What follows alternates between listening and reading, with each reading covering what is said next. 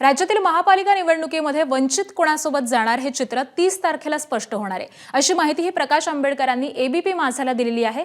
वंचित वेगवेगळ्या महापालिकेमध्ये भाजप वगळता शिंदे, अजित पवार, उद्धव ठाकरे, शरद पवारांची बोलणी सुरू असल्याची माहिती आहे। 2014 नंतर समाजवादी आणि डावे विचार असलेल्या पक्षांनी भाजपला पूरक राजकारण केल्याचा आरोप आंबेडकरांनी केलाय। त्यामुळे भाजपला जीवदान मिळाल्याचा आरोप प्रकाश आंबेडकर यांनी केलेला आहे।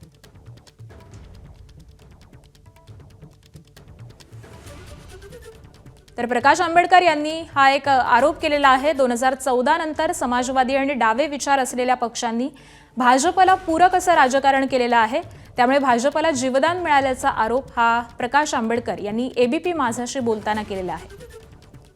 त्याबरोबरच महापालिकेमध्ये भाजप वगळता शिंदे, अजित पवार, उद्धव ठाकरे, शरद पवार यांच्याशी देखील बोलणी सुरू आहेत अशी माहिती देखील प्रकाश आंबेडकर यांनी नुकतीच एबीपी माझाशी बोलताना दिलेली आहे।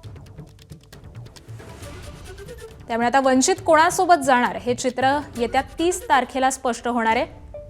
राज्यातील महापालिका निवडणुकीमध्ये वंचितची नेमकी काय भूमिका आहे असा सवाल गेल्या अनेक दिवसांपासून पडलेला आहे आणि आता 30 तारखेला वंचित आपली भूमिकाही स्पष्ट करणार आहे। मात्र भाजप वगळता शिवसेना असेल, राष्ट्रवादी असेल, राष्ट्रवादी शरद पवार पक्ष असेल, शिवसेना उद्धव बाळासाहेब ठाकरे पक्ष असेल, या सगळ्यांचीच आमची चर्चा सुरू असल्याची माहिती त्यांनी दिलेली आहे। त्याबरोबरच त्यांनी भाजपवरती एक आरोप देखील केलेला आहे। 2014 नंतर भाजपला पूरक राजकारण केलं गेलं असं देखील ते म्हणालेत।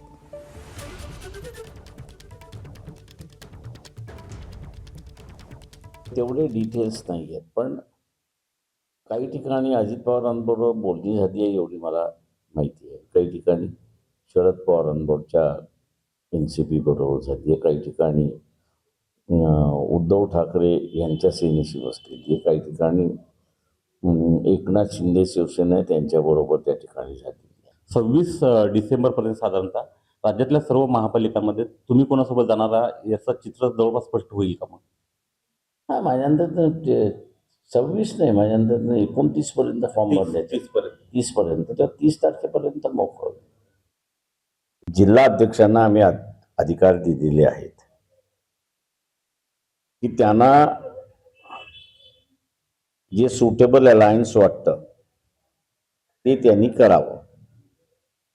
कंडिशन एकच, फक्त भारतीय जनता पक्षाबरोबर त्यांनी बसायचं नाही।